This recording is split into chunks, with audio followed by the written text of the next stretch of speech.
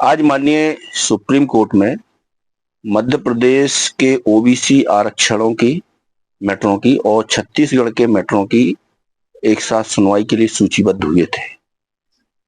क्योंकि पिछली सुनवाई पे जो एक सेपरेट पिटीशन दाखिल की गई थी होल्ड अभ्यर्थियों की ओर से, उसको पिछली 25 तारीख में छत्तीसगढ़ के मैटर से लिंक करा दिया गया था। तो उसमें मेंशन करके ये आज सूचीबद्ध हुए थे और आज जो प्रमुख सुनवाई हुई है दो प्रकरणों में हुई है। एक वो प्रकरण जो रिट पिटीशन डायरेक्ट फाइल की गई है होल्ड अभ्यर्थियों द्वारा उस पर, और दूसरा एक ट्रांसफर पिटीशन है जिसके आधार पर सरकार द्वारा कहा जा रहा है कि इसके जो अंतरिम आदेश मध्य प्रदेश हाईकोर्ट द्वारा 4/5/2022 को पारित किया गया है, उसके कारण ओबीसी का 27% आरक्षण लागू नहीं किया जा रहा है। उस याचिका में हमने स्टे वैकेटिंग एप्लीकेशन फाइल की है, उसके बाद मध्य प्रदेश सरकार ने भी स्टे वैकेटिंग एप्लीकेशन फाइल की है। इन दो प्रकरणों में सुनवाई आज हुई है।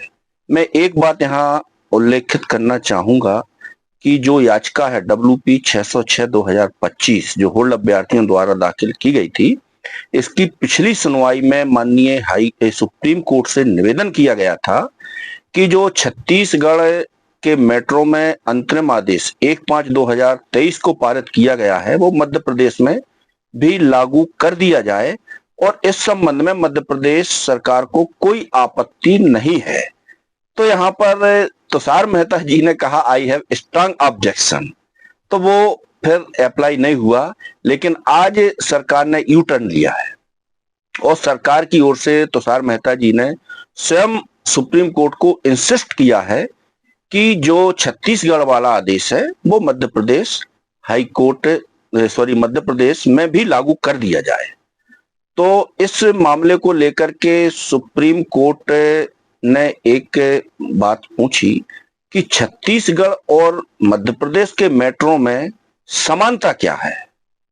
तो इसको लेकर के जस्टिफाई नहीं किया है, चूंकि माननीय सुप्रीम कोर्ट को हम लोगों ने बताया कि छत्तीसगढ़ के प्रकरणों में बिलासपुर हाई कोर्ट द्वारा वहां के आरक्षण कानून को निरस्त कर दिया गया है, उसके खिलाफ माननीय सुप्रीम कोर्ट में SLP है।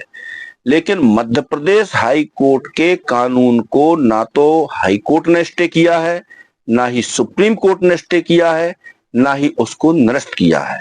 तो यहाँ सुप्रीम कोर्ट ने कहा कि तो फिर दिक्कत क्या है।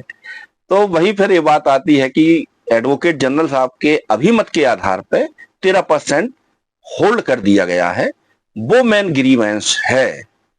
और इन दो प्रकरणों को इन प्रकरणों से अलग करके इसकी त्वरित सुनवाई की जाए, क्योंकि हजारों की संख्या में अभ्यर्थी होल्ड है।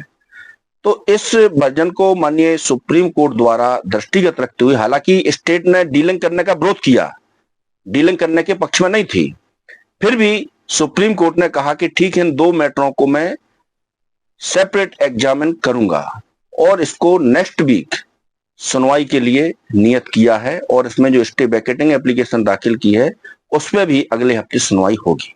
अगली डेट क्या है? अगली डेट नेक्स्ट वीक है, तो फ्राइडे से मंडे के बीच में कभी भी लिस्ट हो जाएगा वो।